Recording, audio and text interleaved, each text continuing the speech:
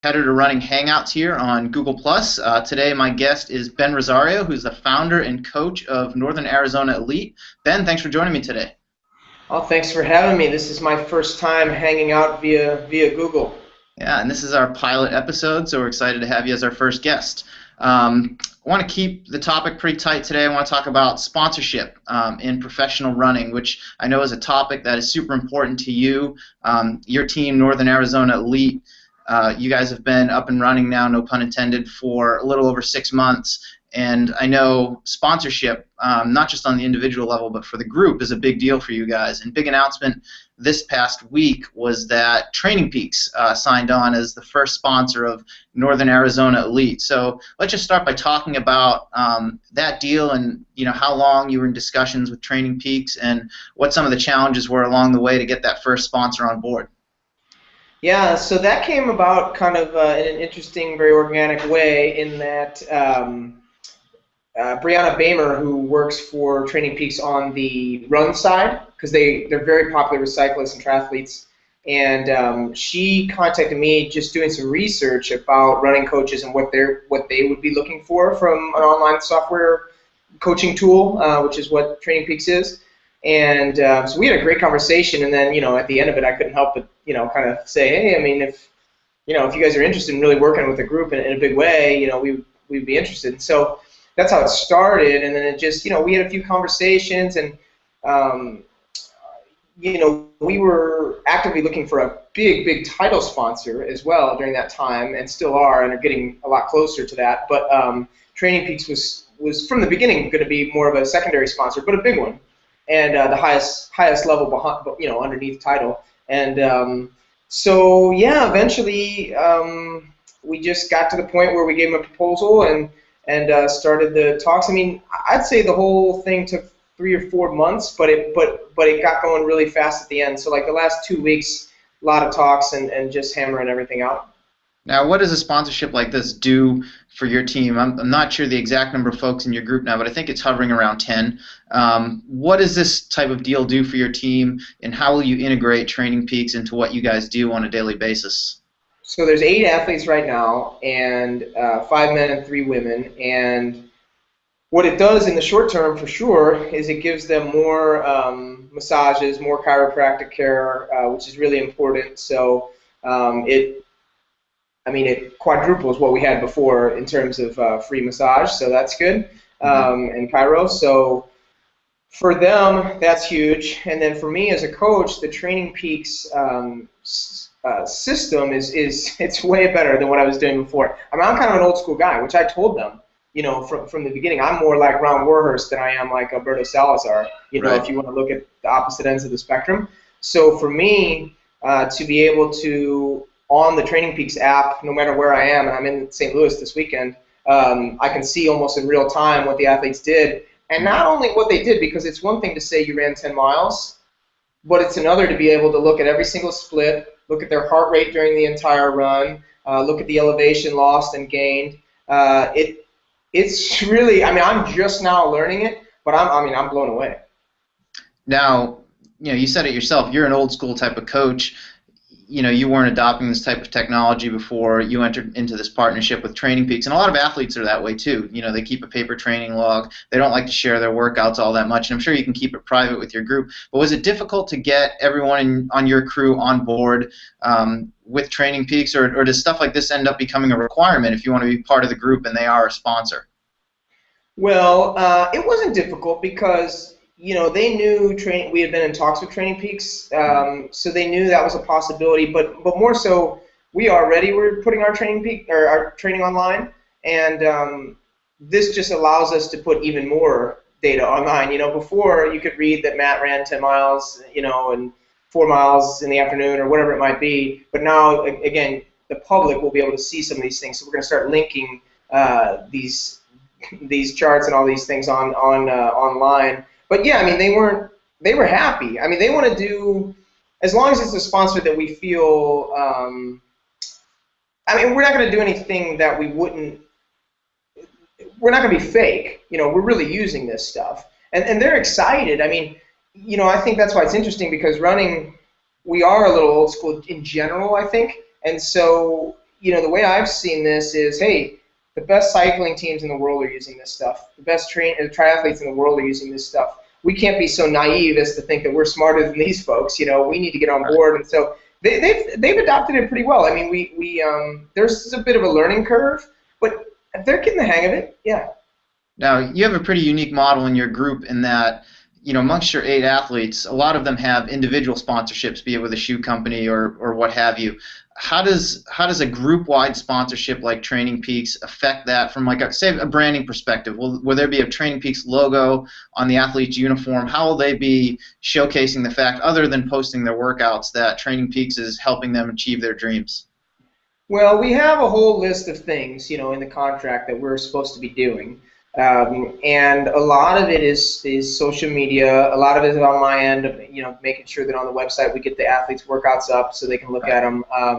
We are incorporating the Training Peaks logo into the website, so it's Northern Arizona Elite powered by Training Peaks. That's incorporated into our social media as well. But again, they're not the title, so it's not. There's still that room for us to put. It's not the Training Peaks Northern Arizona Elite team. What's that? I said it's not the Training Peaks Northern Arizona Elite team, so they're not. Correct. Yeah. Yep. So the idea ultimately down the road is to have one big title and then 2 or 3 secondary sponsors that we believe in and that we can get behind and really create a value for them. So. Now, in your group, you've got a few younger members coming out of school. It's hard for them to get, in a lot of cases, a shoe deal or something that's going to allow them to focus on their training full time. And you had mentioned how this Training Peaks sponsorship is going to allow them to, get more massage and take care of that sort of stuff.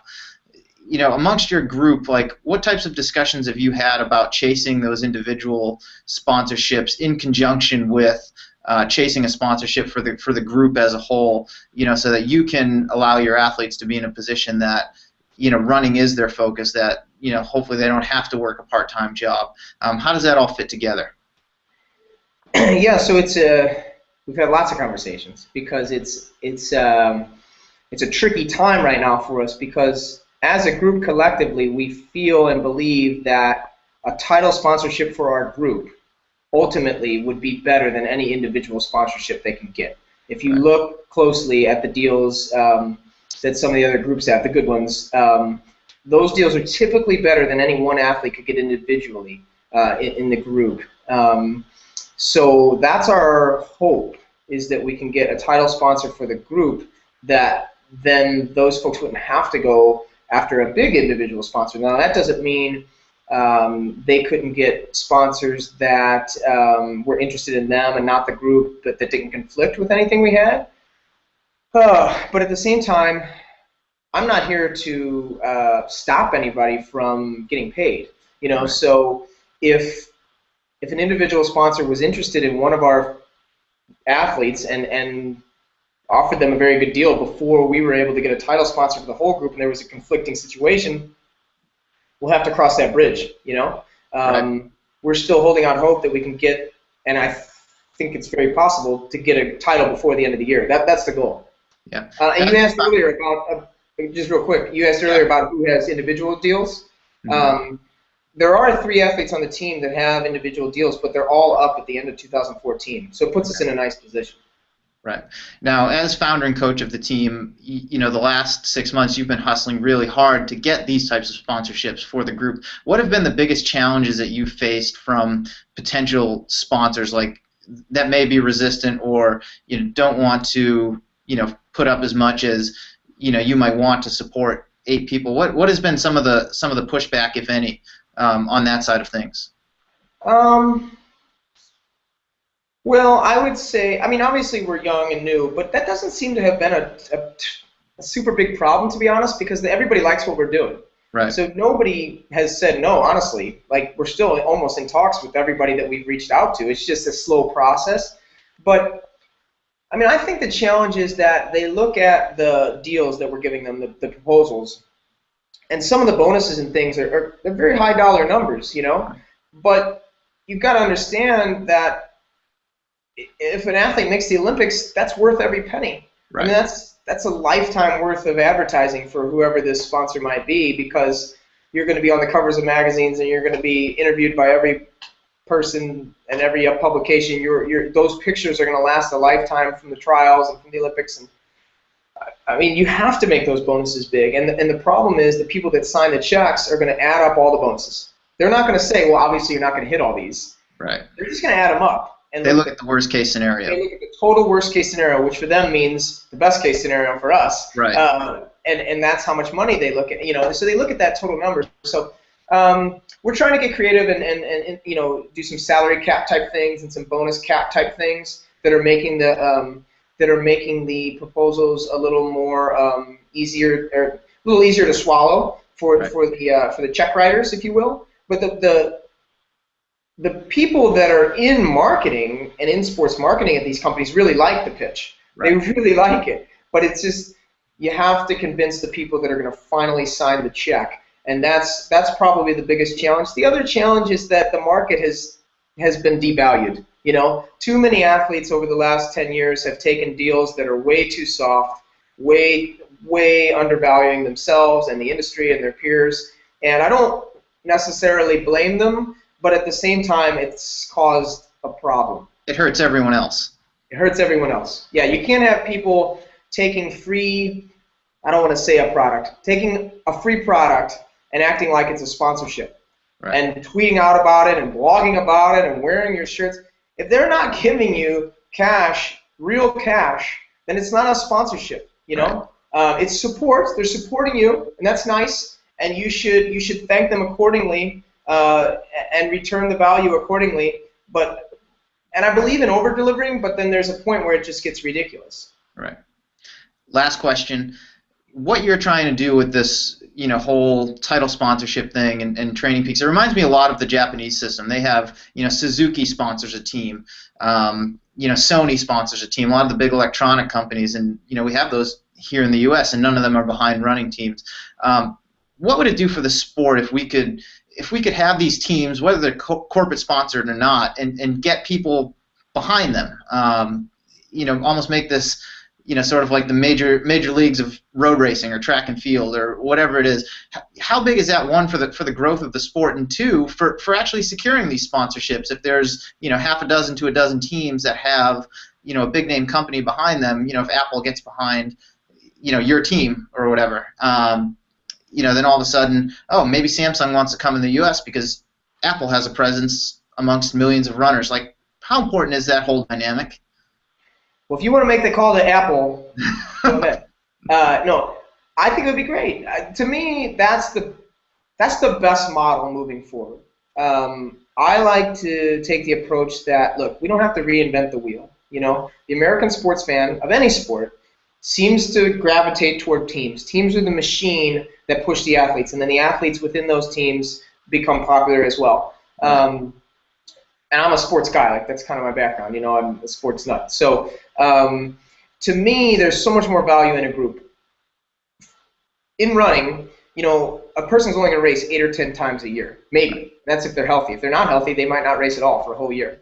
So you're getting such a bigger value for a title sponsor or a sponsor of any kind if you're sponsoring a group. I mean, our group, I don't have the exact numbers in front of me, but out of the 7 months of the year so far, we've raced almost every single weekend in some capacity somewhere across the United States or across the globe. If you're only sponsoring one person, you don't get near that kind of exposure. Correct. Yeah, absolutely. And from a fan's perspective, it's the same way. Like, if you're a fan of the group, then you get to be a fan almost every weekend instead of 5 weekends a year. And so to me, the group model makes so much sense for fans because I think it's more fun. And I think that's the thing, is it has worked. I appreciate you having me on and acting like I'm doing all these new things. But the truth of the matter is the Hansons Group has been doing this for 15 years. And they're hugely successful. And it's not like every person in the group is a huge superstar. I mean, for Pete's sake, I ran for the group. I wasn't that good. But, they have fans because they're constantly out there. You always see the yellow and red, and it gives people someone to cheer for and a group to cheer for. And now the Mammoth Track Club has a very nice deal with ASICS, and I think it's a good model. And I think, obviously the Oregon Project, I was at a high school camp this morning talking, or a high school cross-country practice in St. Louis, and kid had his Oregon Project jersey on. To me, that's the model. And so I think what it can do for the sport is just bring it. It's not that we're going to create way more fans. I saw an article about this recently. But we already have a nice fan base. Yeah, I think we'll create more fans with teams, but I think we're going to give the fans that we already have more to cheer about and more to talk about and more to be excited for. I agree with that. I mean, it seems to be very scattered because it's such an individual sport, and we don't have the depth of teams that a lot of other sports do. And I remember, I look back to the 2008 marathon trials, November of 2007 in New York City, and I remember that about the Hansons. They had, Brian Sell, little dolls, and there was so much red and yellow around Central Park, going from one end of the course to the other, and they were following, yes, Brian Sell, but all the Hansons members that were there, and you didn't see that amongst any of the other groups. So it's like, imagine, in LA in 2016 or 2020, where we've got 12 teams that are each producing Olympic trials level qualifiers, fighting for 3 spots on the Olympic team, yes, as individuals, but you've got this huge team competition out there. Just what that does for the overall excitement of the sport, it makes it fun to watch again. It's just more storylines. And think about it from an athlete's point of view.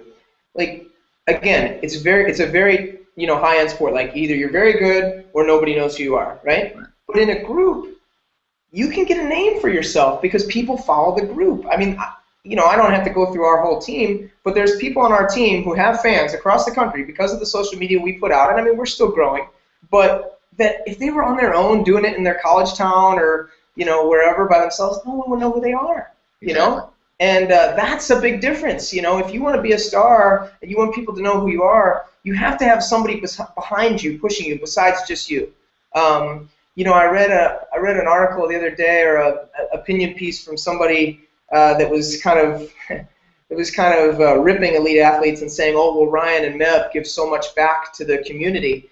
And I was thinking, don't you think that there's a lot of athletes that would love to do that? But you have to get good first. Right. People have to know who you are before you can give back. And Meb, he does all these talks because people call him every day asking him to do talks.